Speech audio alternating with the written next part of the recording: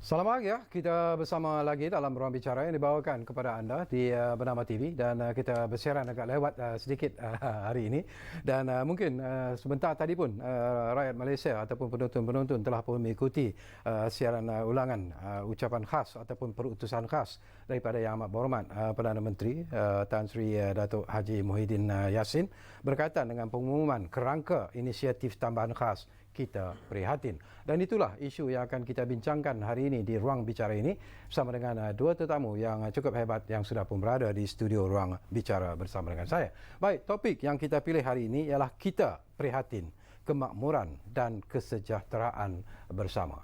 Dan tetamu yang sudah pun berada bersama saya di sebelah kiri saya ini, kita ingin mengucapkan terima kasih dan juga selamat datang kepada yang berbahagia Profesor Dr. Azali Mohamad yang merupakan Dekan Sekolah Perniagaan dan Ekonomi UPM. Jadi Prof, apa khabar? Alhamdulillah Datuk. Terima kasih. Lama kita tak bersama. Wah, amat lama. amat lama, betul. Dan kita juga ingin mengucapkan selamat datang kepada seorang lagi tetamu yang berbahagia, Profesor Madya Dr. Baharum Abdul Hamid yang merupakan pengarah Pusat Pengurusan Penyelidikan Pusat Pendidikan Kewangan Islam ataupun INSIAF. Betul ya? Ya, betul. Terima kasih banyak-banyak kerana sudi bersama dengan kami. Terima kasih kerana menjemput. Ya. Dan kepada anda yang sedang bersama kami ketika ini, mungkin anda juga sebenarnya telah pun mengikuti perutusan khas yang disampaikan oleh Yang Amat Berhormat Perdana Menteri di sebelah petang dan kami ulang tadi baru saja sebentar tadi di Bernama TV. Dan tentunya saya percaya anda juga mungkin ada pandangan, pendapat yang ingin anda kongsikan bersama dengan tetamu saya di studio. Jadi jangan lupa dua talian telah pun kami sediakan kepada anda di 0326 97 9767 dan juga 0326 979768. Dan seperti biasalah anda juga sebenarnya boleh mengikuti kami secara live di FB dan juga di YouTube Bernama TV. Baik, saya ingin mulakan sembang-sembang ini bersama dengan Profesor Dr. Azali terlebih dahulu lah. Sesuatu yang mungkin dijangkakan sebenarnya akibat daripada apa yang berlaku di negara kita ketika ini. Kita dilanda oleh pandemik COVID-19. Kita juga terpaksa menghadapi PKPP dan ini sebenarnya telah memberi impak ataupun kesan yang cukup serius dalam kehidupan rakyat dan terutamanya apa yang disentuh oleh Yang Amat Berhormat Perdana Menteri adalah impak ataupun kesannya kepada sektor ekonomi negara. Tetapi secara keseluruhannya terlebih dahulu, apakah Profesor Dr. Azali merasakan bahawa apa yang dibentangkan ataupun diumumkan oleh Yang Amat Berhormat Perdana Menteri di sebelah petang tadi itu adalah sesuatu yang tepat pada masanya? Terima kasih Datuk. Soalan tu memang tepat betul. Pertamanya kalau kita melihat kembali rentetan masa diperkenalkan selepas pakej prihatin, penjana. Yeah. Sekarang kita berada di fasa ke-4 dijangkakan untuk menangani masalah kesan negatif kepada pertumbuhan ekonomi. Recovery period ni. Jadi saya melihat memang dia pada kali ini dia namanya pun adalah kerangka inisiatif tambahan. Saya melihat inisiatif ni lebih tertumpu dan terfokus. Yang dinyatakan tadi pada 3 bentuk, 3 kumpulan sasaran dan ataupun 3 pakej yang agak tertumpu kepada golongan-golongan tertentu lah. Memang dinanti-nantikan lah kan. Walaupun kita tahu bahawa sekarang ini ekonomi, saya pun tidak pasti berapa angka terkini, berapa persen ekonomi beroperasi. Mungkin Dr. Baharum boleh membantu saya. Peringkat awal dulu selepas PKP, semasa permulaan pandemik gitu, ekonomi hanya beroperasi pada tahap saya rasa kurang daripada 50%, Dr. Baharum. Sekarang ni telah terdampak sedikit perkembangan yang agak positif. Jadi saya rasa pakej tambahan ini ataupun inisiatif tambahan ini lebih menumpukan kepada 3 sektor yang saya rasa unit ekonomi yang penting. Pengguna semestinya mulai kumpulan-kumpulan sasaran tertentulah ada B40, M40. Kumpulan sasaran yang kedua ialah PKS mikro tadi. Kita tahu bahawa secara keseluruhannya ekonomi negara kita ni terdapat hampir 900,000 SME PKS. Dan yang mikro ni pun komposisi yang agak tertinggi di kalangan PKS. Jadi ini kumpulan sasaran yang kedua. Kumpulan sasaran yang ketiga tadi ialah skim subsidi upah tadi kepada kumpulan-kumpulan pekerja yang terkesan daripada pandemik COVID seperti yang Datuk katakan tadi. Jadi alhamdulillah memang ketiga-tiga kumpulan ini menanti-nantikan sesuatu yang apa yang boleh dibuat oleh pihak kerajaan kepada mereka. Jadi dari segi jumlah dan sebagainya itu mungkin kita boleh bincang. Jadi sebagai persoalan awal itu menarik. Saya kata memang dalam bahasa Inggerisnya timely lah. Tepat pada masanya. Tepat pada masanya. Okey, kita akan dapatkan pandangan Prof Dr. Azali nanti. Tapi saya juga nak berkongsi sesuatu bersama dengan Profesor Madya, Dr. Baharom. Ini sesuatu yang penting sebenarnya. Kita dengar apa yang disebut oleh Ahmad Mohamad, Perdana Menteri, dan itu hakikat yang hakiki sebenarnya. Tak boleh kita nafikan bahawa sektor yang paling teruk terjejas ialah sektor ekonomi itu sendiri. Walaupun ada dua isu yang penting dibangkitkan oleh Ahmad Mohamad. Satu ialah tentang kesihatan rakyat yang perlu dijaga, tetapi pada masa yang sama juga untuk memberi nafas kepada sektor ekonomi itu supaya mereka boleh bangkit semula. Tetapi pada pandangan Prof sendiri, apakah sesuatu yang how serious is actually kita punya situasi ekonomi disebabkan oleh pandemik COVID-19 ini? Terima kasih Datuk.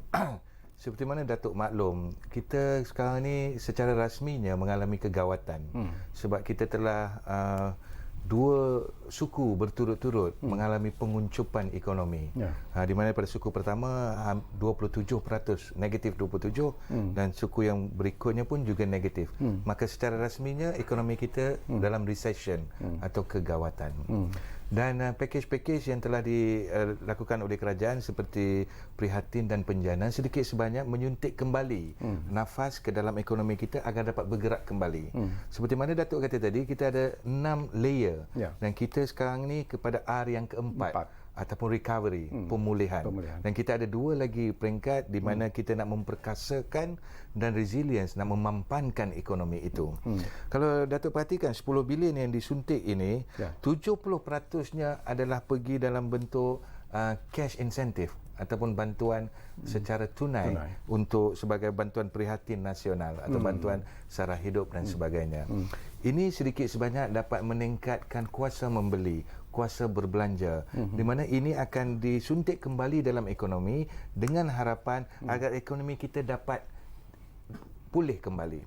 Tapi saya ingin menambah sedikit Datuk, mungkin agak kontroversi. Jadi saya kata kita mengalami satu krisis kesihatan, kita mengalami krisis ekonomi, kita tidak perlu krisis politik. Jadi apa yang perlu, kita harus mengembeling tenaga secara keseluruhan, sama-sama membantu menaikkan kembali ekonomi demi kesejahteraan rakyat semua. Okey, menarik apa yang disebut oleh Dr. Baharom. Mungkin di penghujung nanti kita sentuh jugalah tentang situasi politik ini yang juga sebenarnya menjadi perbincangan di kalangan rakyat Malaysia ketika ini. Tapi kita tumpukan dulu perhatian kita kepada pengumuman kerangka inisiatif tambahan khas kita prihatin ini.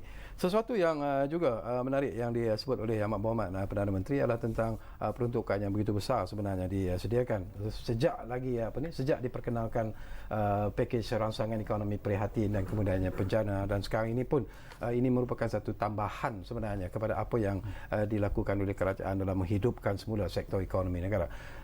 Dia menumpukan perhatian sebenarnya kepada golongan masyarakat bawahan B40, M40. Apakah bagi Prof ini merupakan satu sasaran yang memang sememangnya perlu diberi perhatian yang serius sebenarnya? Terima kasih tu. Kalau kita pergi ke shopping kompleks misalnya, pasar-pasar raya kan. Jadi apa yang diperlukan oleh pengguna secara umum ialah kita keperluan harian kita, keperluan asas kita. Jadi kumpulan sasaran ni B40 sebagai misalnya kan, selain daripada mereka menerima, kalau kerajaan dahulu BRIM, kemudian ditukar kepada jenama baru BSH, Bantuan Sara Hidup, kemudian sekarang ni ada inisiatif tambahan. Ini satu, orang kata, kalau kita kata top up lah dalam bahasa anak-anak muda sekarang.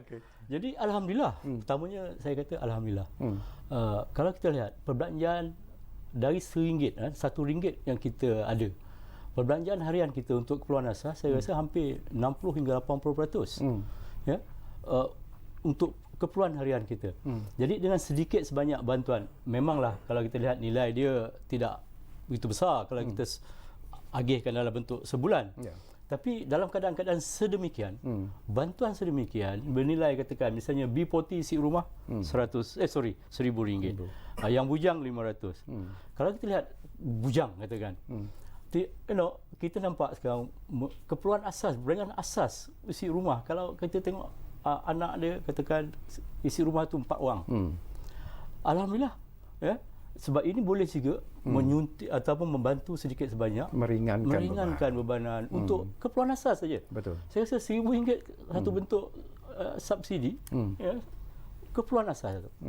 Kalau kita pergilah bawa troli kita pergi Tesco untuk sebulan perbelanjaan, saya rasa more than 300, lebih daripada RM300 tu. Betul. Ya, ini jadi saya rasa mungkinlah kalau saya sendiri pun saya melihat RM1,000 ni kecil, saya melihat lagi besar. Tapi kita tahu bahawa penjana itu 35 bilion. Kali ini suntikkan another 10 bilion lagi. Ini satu bentuk financial constraint kepada kerajaan. Mungkin Dr. Barum nanti akan mulai lagi ni. Itu kita nak sentuh. Sumber bagaimana ingin mencari 10 bilion. Itu akan kita bincangkan nanti bersama dengan Dr. Barum. Tapi saya nak dapat pandangan Dr. Barum lah. Bila kita bercakap sesuatu yang ditunggu-tunggu sebenarnya oleh rakyat ini ialah berkaitan dengan isu moratorium yang akan berakhir di penghujung bulan ini. Nanti mereka menjangkakan sebenarnya pengumuman yang akan dibuat oleh Yang Berhormat Perdana Menteri untuk melanjutkan lagi moratorium itu mungkin sehingga penghujung tahun, tetapi ianya tidak diumumkan, walaupun Yang Berhormat Perdana Menteri mengatakan bahawa mereka boleh berunding dengan pihak bank barangkali untuk cuba memudahkan pinjaman yang diberikan oleh bank untuk pinjaman perumahan, kereta dan sebagainya. Apakah ini Dr. Barum fikir? Datuk, jika saya boleh sentuh sedikit tentang yang tadi tu, bila Datuk kata adakah golongan B40 ini adalah golongan yang tersasar. Apabila berlaku pandemik, berlaku kekangan ekonomi, golongan B40 atau golongan marhain bawahan ini adalah golongan yang tidak mempunyai tabungan. Statistik yang dikeluarkan oleh Bank Negara dan Jabatan Statistik menunjukkan rata-rata 80 hingga 90% rakyat Malaysia di dalam kategori ini mempunyai tabungan di bawah 1 bulan. Jadi mereka menghadapi satu tekanan yang tinggi. Jadi moratorium yang dilaksanakan sebelum ini memberi mereka sedikit ruang untuk bernafas. Tapi nak katakan moratorium itu ditamatkan mungkin tidak tepat juga. Tapi apa yang dilakukan adalah moratorium bersasar. Sebab kalau moratorium secara pukal, maka dia akan memberi kesan kepada pihak perbankan. Jadi mungkin perbelanjaan yang agak tinggi untuk menampung. Jadi likuiditi hanya atau kecairan bank hanya boleh menampung untuk buat seketika. Jadi apa yang dilakukan sekarang, walaupun Yang Berbahagia Tan Sri Muhyiddin Yassin tidak announce lanjutan kepada moratorium, tetapi sebelum ini sudah ada pengumuman bahawa mereka yang terkesan boleh memohon kepada pihak perbankan. Dan kalau tak silap saya lihat laporan pada petang tadi menunjukkan hampir 100% permohonan diluluskan. Jadi saya juga ingin memohon kepada pihak perbankan agar tidak menyulitkan mereka yang memohon agar moratorium ini dilanjutkan. Sebab kita kata tadi ini peringkat pemulihan. Badan baru nak pulih daripada sakit. Jadi jangan ditekan kembali, nanti dia sakit kembali, Datuk. Betul. Jadi moratorium bersasar ini bagi saya adalah satu tindakan yang tepat, namun tidak harus disulitkan dengan pelbagai birokrasi atau red tape atau syarat-syaratnya. Harus diberikan satu kita panggil birokrasi yang amat minima agar dia dapat dinikmati oleh golongan yang terkesan. Sebab moratorium ini akan memberi ruang untuk mereka menggunakan wang yang harus diberikan untuk pembiayaan atau pinjaman digunakan untuk membeli barangan asas macam Prof Azali kata tadi. Golongan marhain ini 60 hingga 70% daripada pendapatan mereka adalah ke arah membeli barangan asas. Jadi moratorium bersasar ini harus diteruskan. Bagi saya, Datuk, secara peribadinya harus diteruskan sehingga suku kedua tahun hadapan. Jadi kita bagi mereka peluang agar dapat pulih sepenuhnya. Tapi pihak bank sendiri menyatakan bahawa mungkin kalau itu dilaksanakan doktor, mungkin mereka akan mengalami satu kedudukan kewangan yang agak genting sebenarnya. Sejauh mana betul ataupun tidaknya pandangan dan andaian seperti itu? Bagi saya, Datuk, kita panggil short term pain, long term gain. Maksudnya apabila pihak perbankan memudahkan urusan ini, ini akan mengukuhkan ekonomi golongan B40 dan apabila ekonomi mereka pulih, maka yang akan menikmati hasilnya adalah pihak perbankan. Maksudnya mereka harus berkorban untuk seketika waktu, tapi pada masa akan datang dia akan kukuh kembali. Bagi saya itu adalah sedikit pengorbanan untuk negara dan rakyat. Menarik. Baik, kita juga ingin mendapat perhatian daripada kedua-dua tetamu kita lah.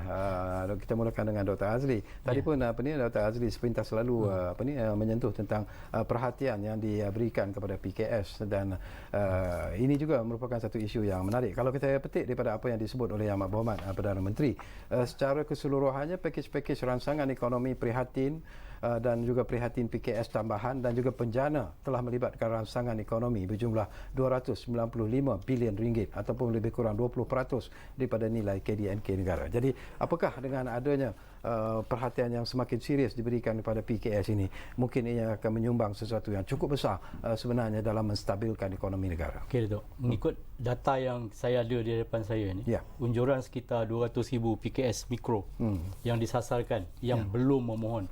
Tapi memanglah sepanjang dia dah hampir 6 bulan yang lepas, kita lihat banyak juga PKS mikro ni definisinya tarifannya ialah jualan tahunan yang kurang 300,000 kalau silap betulkan saya, dan mempunyai pekerja tetap kurang daripada 5 orang jika tidak silap saya.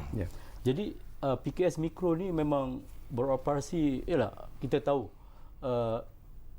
dia punya apa kita kata sustainable, dia tahu ke daya tahan lasak dia memang kita boleh dapat data ni daripada SME, saya rasa SME Corps tentang keupayaan mereka untuk sustain berhadapan dalam situasi ini. Mungkin banyak PKS mikro ni mereka menyewa bangunan, mengharapkan satu yang luar biasa berlaku. Memang payahlah pada waktu ini. Jadi saya rasa dengan menyasarkan kepada hampir 200,000 PKS mikro, kalau kita lihat kedai-kedai pun banyak yang tutup, betul. In reality banyak. Betul. Dan saya bercakap tadi sebelum ruang bicara tadi, sebelum pukul 9.30 tadi dengan Dr. Baru, di mana kedudukan PKS mikro ni? Adakah di luar bandar? Di bandar? Kebanyakannya saya rasa, saya yakin mereka beroperasi di dalam kawasan bandar. Dalam kawasan bandar. Jadi kemungkinan lagi tertekan sebab kos beroperasi di kawasan bandar. Gaji minimum kalau dia ada 3 pekerja, contoh satu orang minimum 1,200 katakan, 3 orang dengan kadar jualan yang agak terhad sekarang dalam keadaan ni. Mungkin strategi dia ialah kalau pada penjana itu tidak, saya ingin membantu sektor PKS dalam digital ekonomi. Jadi yang kali ini saya tidak pasti apakah bentuk bantuan RM300,000 RM3,000 ni, kalau tidak silap saya, kepada 200,000 ni. Dalam bentuk apa? Bagaimana nak merancangkan PKS mikro ni? Kalau penjana hari itu, saya harap kesannya telah ada lah laporan ke ataupun kajian dibuat. Apakah kesan daripada penjana hari itu, Dr. Barum terhadap langkah terhadap membantu PKS dalam digital ekonomi. Sekarang ni pun kita lihat digital ekonomi mainkan peranan yang penting dari segi jualan, mengurangkan pergeseran pasaran. Jadi saya baru tahu 2-3 bulan yang lepas, contoh Datuk, Kerajaan Negeri Selangor melancarkan Selldec, satu platform di mana industri-industri kecil boleh memasarkan tanpa kos yang tinggi. Mendaftar dengan platform tersebut tanpa fees, kata tidak saya. Ini satu bentuk bantuan. Misalnya kalau walaupun kita ada 5 tandan pisang ingin dijual, boleh melalui platform Selldec ini, Selangor Digital Electronic something like that. Jadi perkara-perkara macam ni yang saya rasa walaupun nampak kecil, bantuan-bantuannya bukan saja tertumpu daripada kerajaan persekutuan sebenarnya. Jadi kerajaan negeri pun boleh memberi bantuan yang secara lebih khusus kepada PKS mikro ini. Okey, kita akan sambung lagi Dr. Baharum dan juga Dr. Azali, kerana kita diarah seperti biasalah untuk berehat dulu buat seketika. Dan sekiranya anda yang berada di luar sana ingin memberi pandangan dan juga pendapat ataupun berkongsi apa saja berkaitan dengan isu ini, jangan lupa gunakanlah 2 talian yang telah pun kami sediakan kepada anda, 0326979767 dan juga 26979768. Kita rehat dulu buat seketika.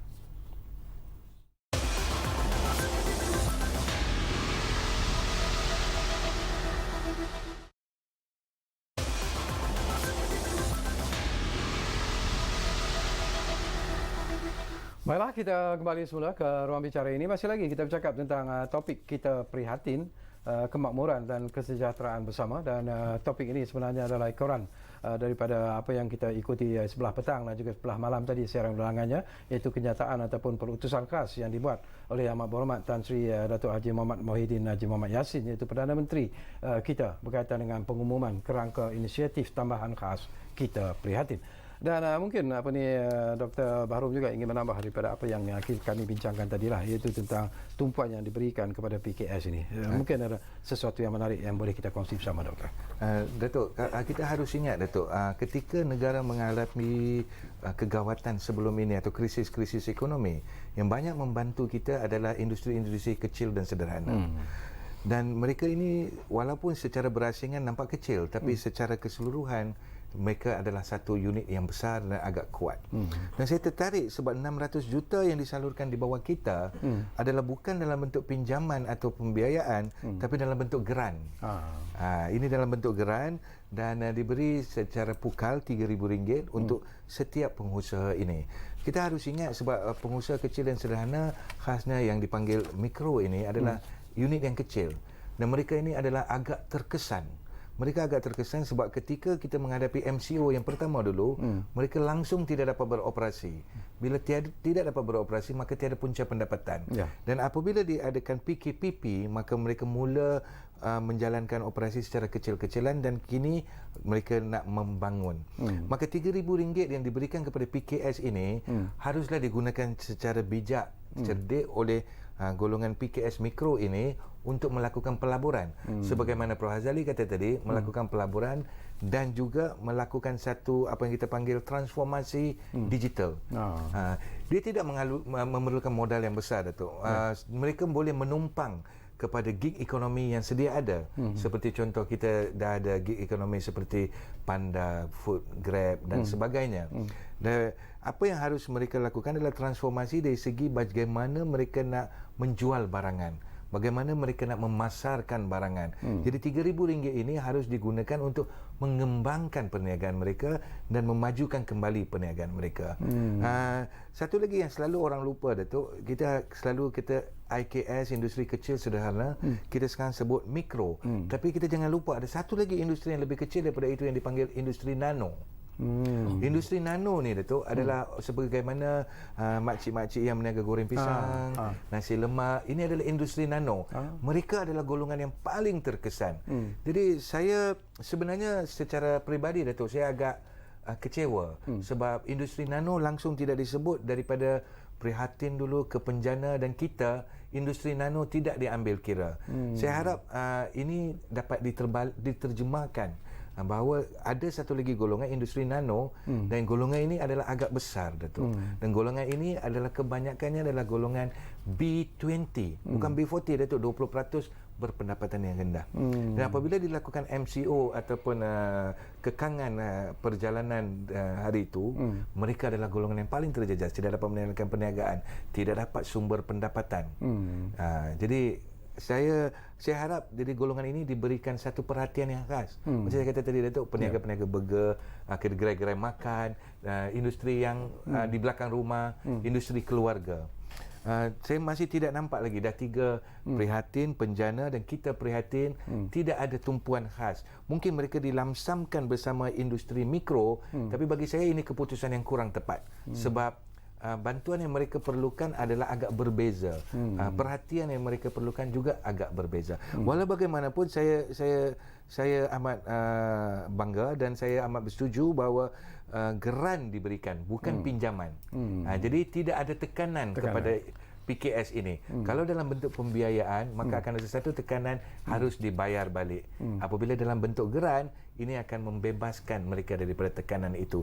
Jadi cuma itulah, kalau saya kata kalau boleh pada masa akan datang harus diberikan perhatian khas kepada industri nano. Okey.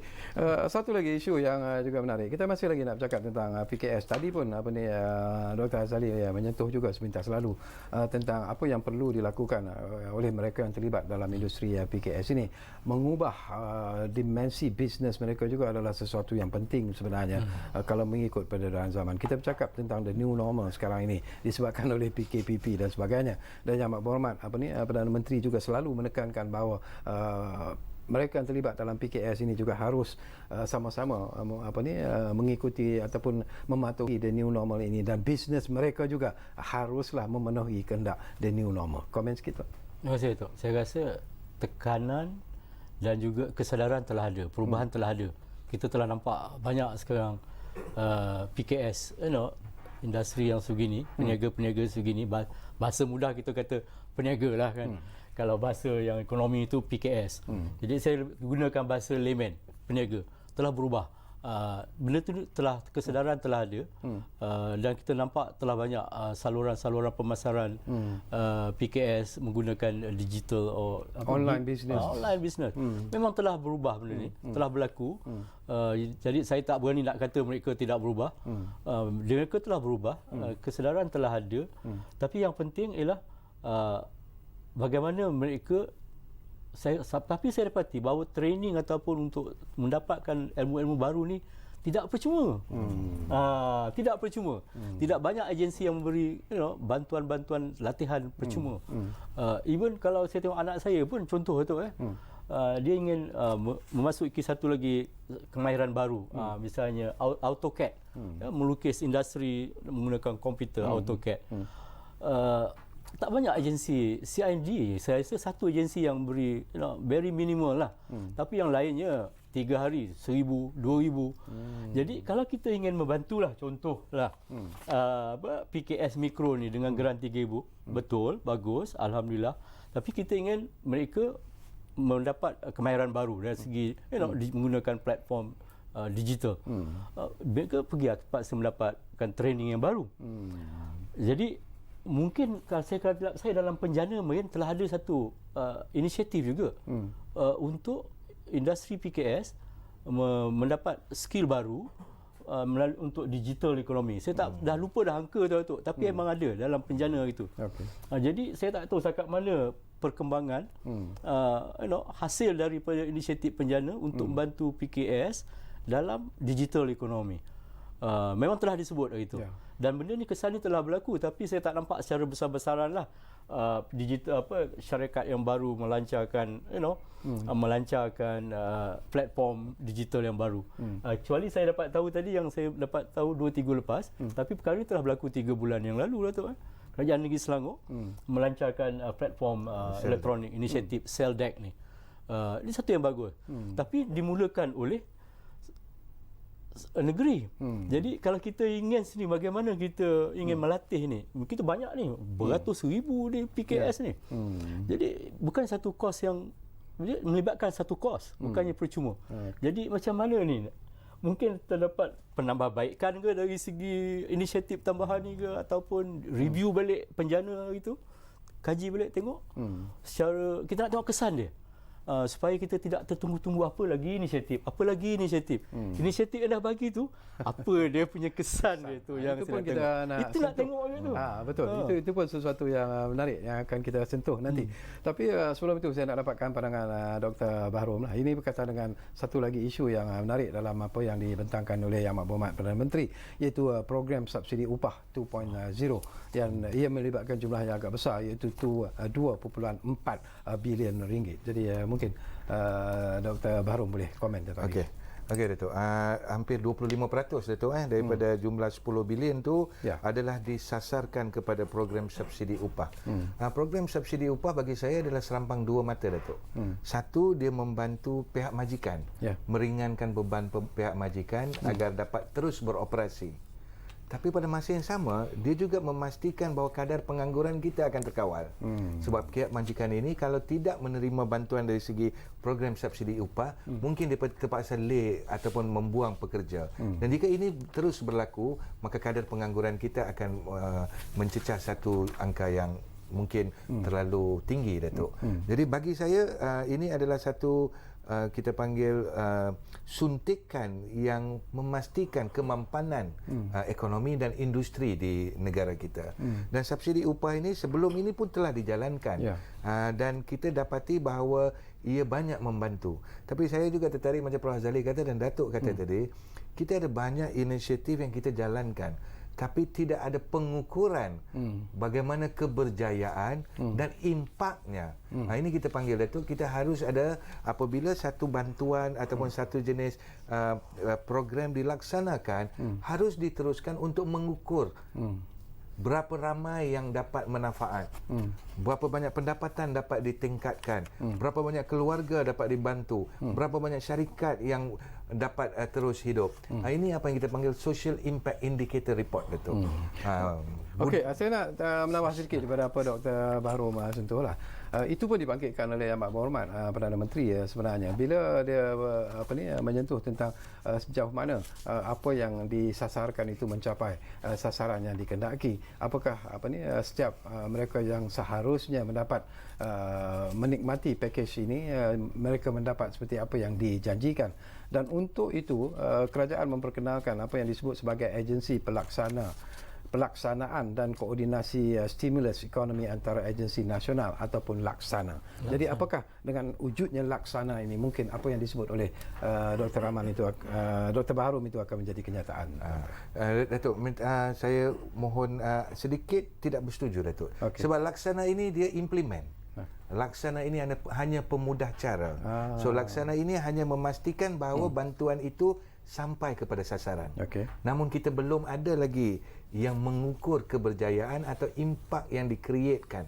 Kita masih belum ada. Okay. Di sini bagi saya adalah satu ruang dan peluang di mana pihak-pihak institusi UPM, universiti-universiti yang lain menggunakan kepakaran mereka dalam menjalankan kajian dan mengukur sejauh mana keberjayaan program-program ini. Okay. Budaya ini masih missing di Malaysia, Datuk. Okay. Di negara maju, setiap kali sesuatu program dilakukan, maka diteruskan dengan satu program lanjutan yang mengukur sejauh mana keberjayaannya.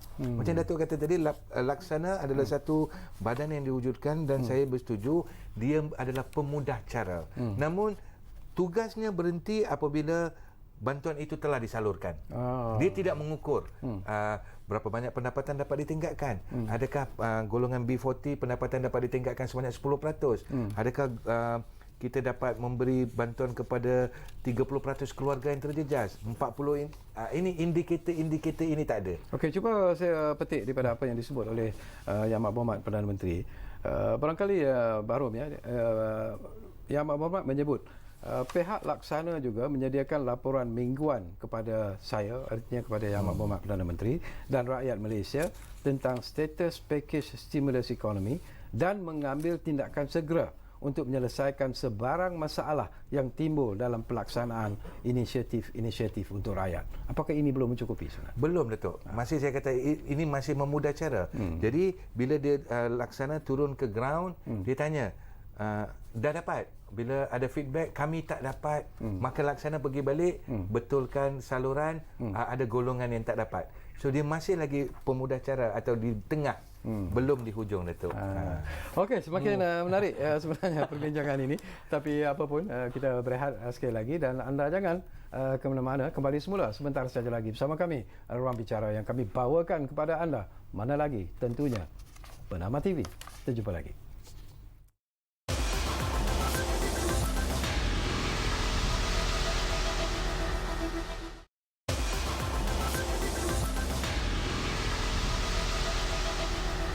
Baiklah, kami berterima kasih kerana anda masih lagi bersama kami di Ruang Bicara ini. Kita masih lagi bercakap tentang kita prihatin kemakmuran dan kesejahteraan bersama, dan tentunya kita masih lagi bersama dengan dua tetamu yang cukup hebat, iaitu yang berbahagia Profesor Dr. Azali Mohamad, Dekan Sekolah Perniagaan dan Ekonomi UPM, dan kita juga tentunya masih lagi bersama dengan yang berbahagia Profesor Madya Dr. Baharom Abdul Hamid, iaitu pengarah Pusat Pengurusan Penyelidikan di Pusat Pendidikan Keuangan Islam ataupun INSAF. Baik, sesuatu yang menarik tadi Dr. Azali. Yes, dah pun bercakap tentang bantuan prihatin nasional 2.0.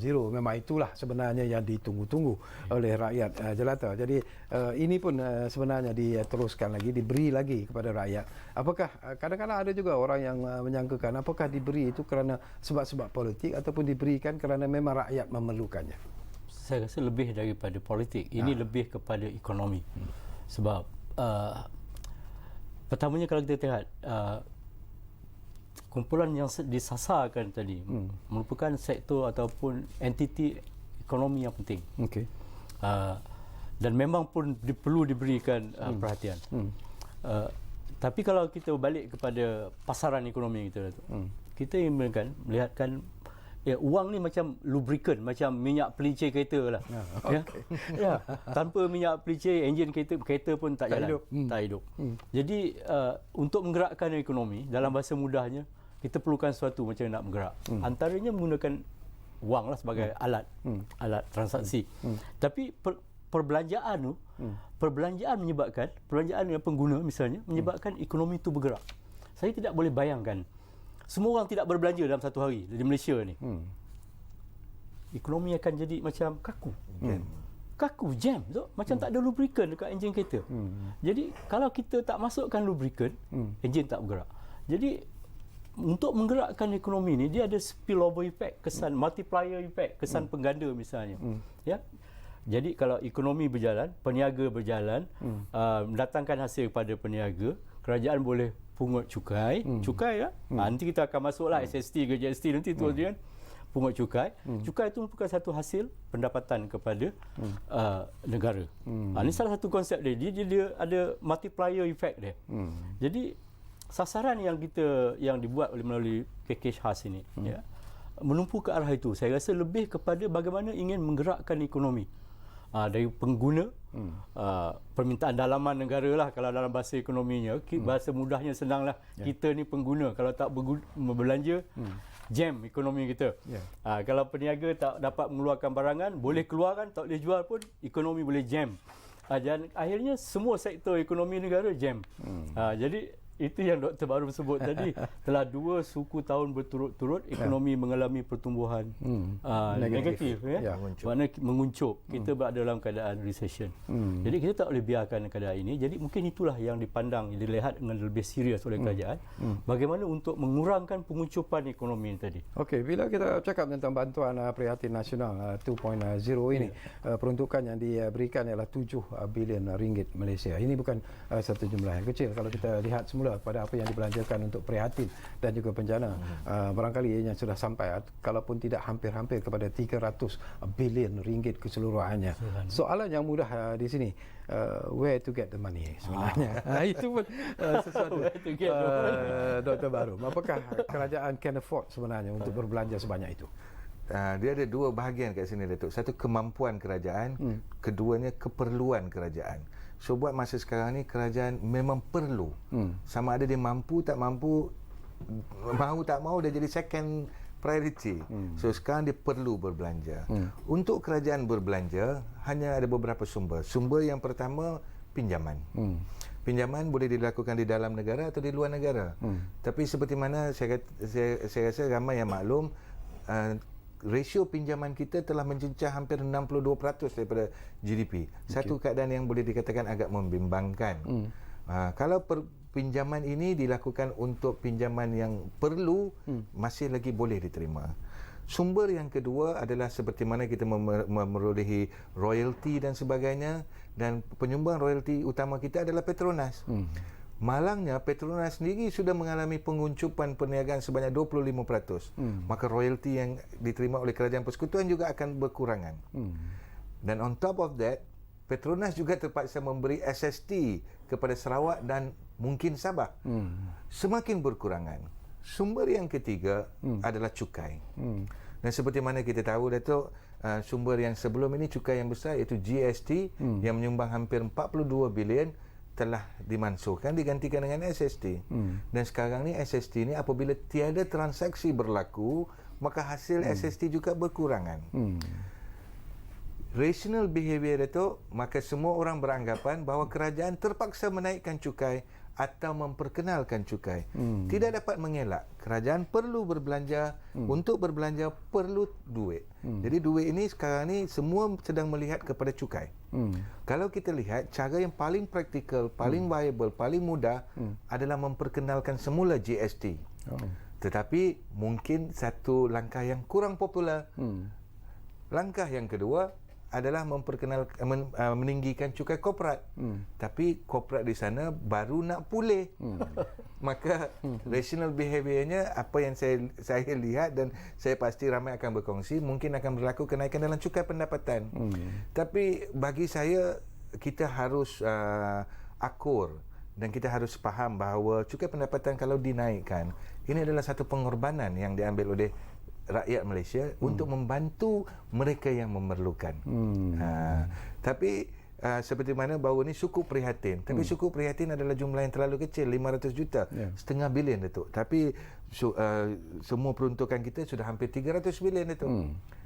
Jadi itu saya kata, saya cuma harap rakyat akan faham jika kerajaan terpaksa memperkenalkan cukai baru ataupun meningkatkan cukai yang sedia ada, ini adalah satu keadaan yang tidak dapat dielakkan sebab keadaan ekonomi dunia yang menyebabkan penurunan harga minyak, hasil Petronas menurun, royalti Petronas menurun, maka tidak ada cara yang lain melainkan cukai. Datuk, kalau saya boleh pick up, saya ni kadang-kadang elok juga berbeza sikit pandangan dengan Dr. Barum. Saya ada tu kajian oleh MIA, Malaysian Economic MIA, Malaysian Institute of Economic Research. Mencadangkan agar GST kalau ingin diperkenalkan tetapi dengan kadar yang lebih rendah. Pada mungkin 3% ke. Tapi dalam keadaan sekarang ni janganlah pergi 3%, pergilah 2% ke. Daripada tak ada hasil, adalah hasil. Memang saya silap saya 2019 collection daripada tax ni hampir 155 bilion, tak silap saya, untuk negara. Saya rasa boleh at least 150 bilion daripada hasil cukai.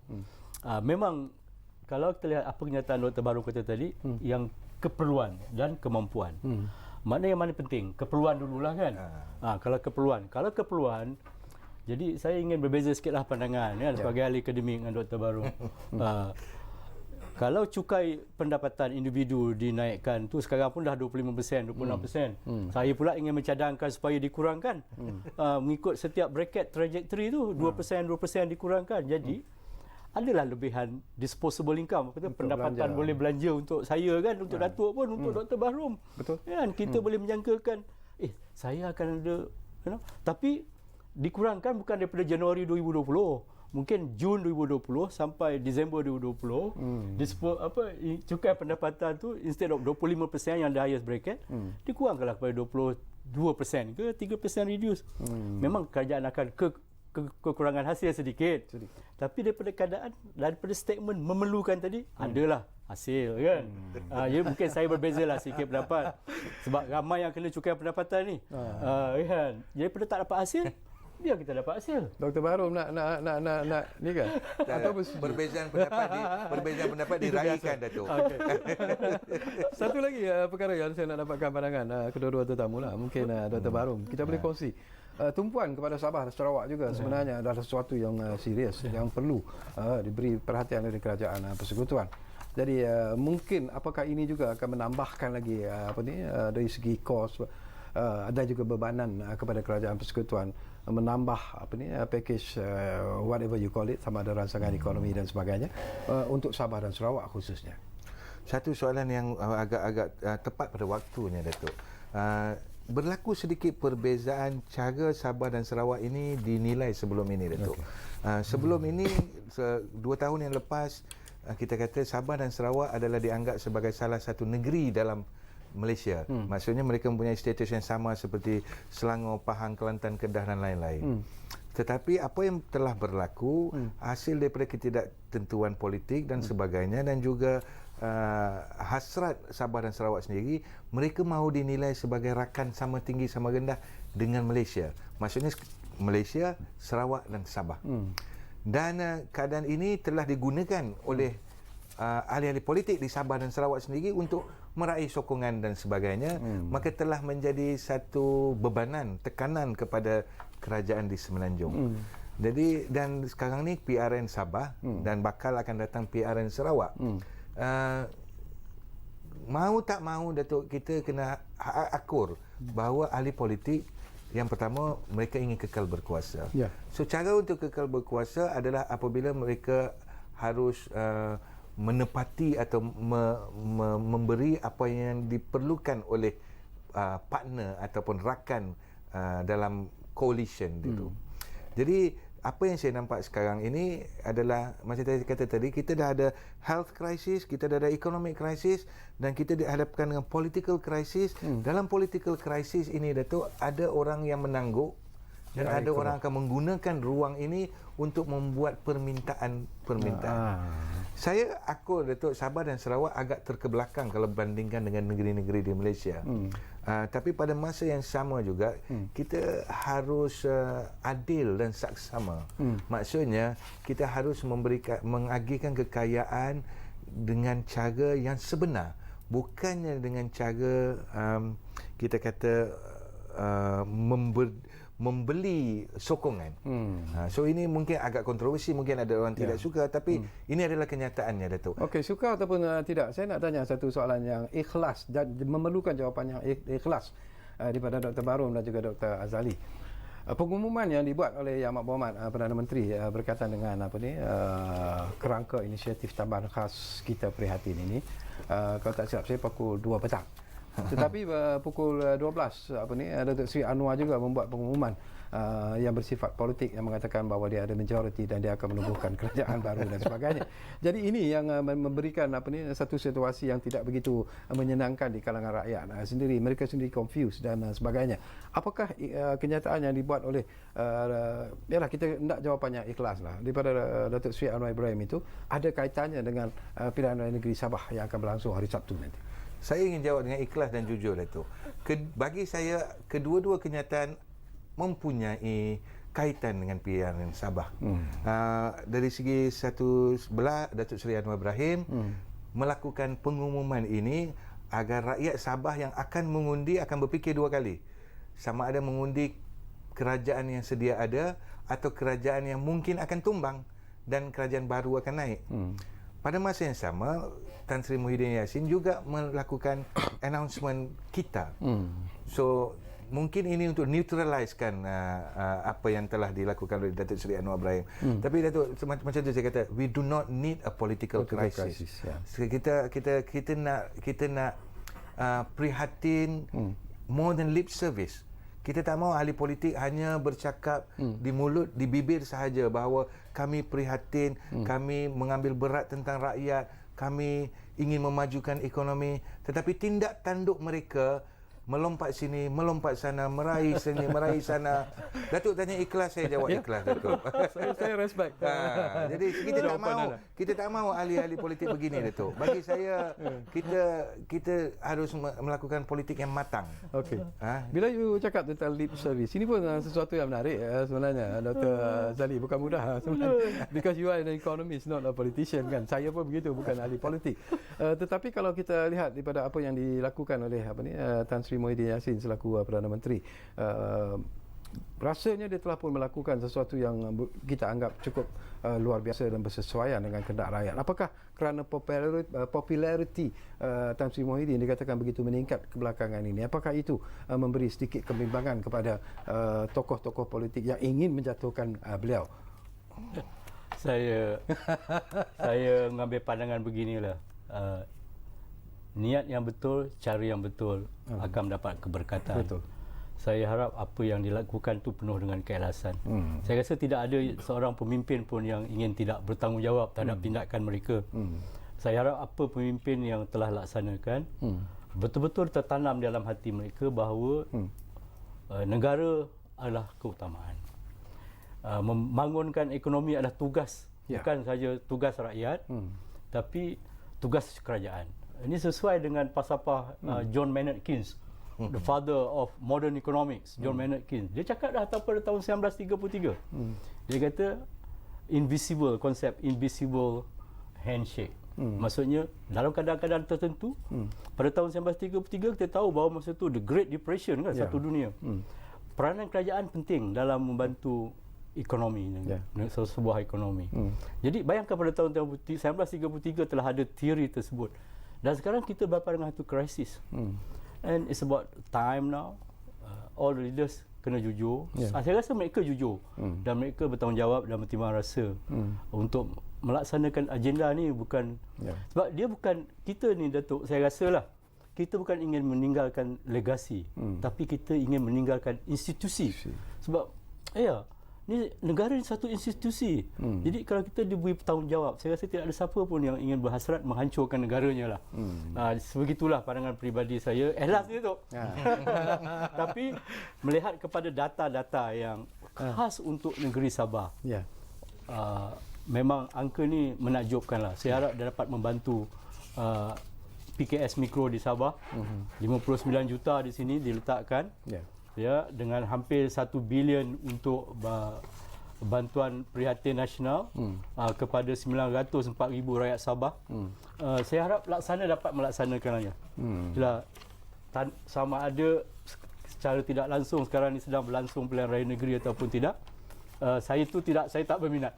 Yang saya berminat, saya nak tengok insya-Allah dengan niat yang suci. Saya harap perkara ni suci dan murni, niat betul, cara betul, insya-Allah kesannya berfaedah lah pada demarcation lah. Dr. Baharudin kata tadi demarcation. Janganlah begitu. Be honest lah. Saya rasa insya-Allah Tan Sri Mahyudin dia diberi peluang menjadi Perdana Menteri, dia membawa niat yang suci dan murni, niat yang betul, cara yang betul. Insya-Allah saya rasa akan terhasil yang positif. Baik, tinggal 1 minit saja lagi masa. Saya peruntukkan kepada Dr. Baharum. Kata-kata terakhir daripada anda sebelum kita berpisah di udara. Pesanan kepada rakyat Malaysia. Pesanan kepada rakyat Malaysia, saya Datuk, saya ingin memohon agar negara kita dapat aman, bukan sahaja daripada pandemik COVID-19, tapi negara kita juga dapat aman dengan keadaan ekonomi dan politik yang lebih stabil, agar kita dapat maju ke depan. Saya setuju dengan Prof Hazali tadi. Abah ataupun Tan Sri Muhyiddin Yassin adalah seorang pemimpin yang berwawasan, namun keadaan politik yang fragile menyebabkan beliau tidak dapat melaksanakan beberapa perkara dan terpaksa menurut kehendak beberapa golongan. Itu saja, Datuk. Baik, terima kasih banyak-banyak kepada Profesor Dr. Azali. Terima kasih kepada Profesor Madya, Dr. Baharum Abdul Hamid kerana sudi bersama dengan saya di ruang bicara ini. Saya selesa sebenarnya sembang-sembang bersama dengan dua-dua tetamu saya hari ini di studio ruang bicara ini. Walaupun topik berkaitan dengan ekonomi, tetapi sekurang-kurangnya kita kaitkan ekonomi dan politik itu adalah macam irama dan lagu sebenarnya. Tak boleh dipisahkan. Ia memerlukan satu kerjasama yang jitu daripada semua rakyat Malaysia. Lupa-lupalah tentang politik itu. Kita tumpukan perhatian kita untuk memulihkan ekonomi negara kita. Kita jumpa lagi dalam ruang bicara dari masa ke semasa. Jumpa lagi.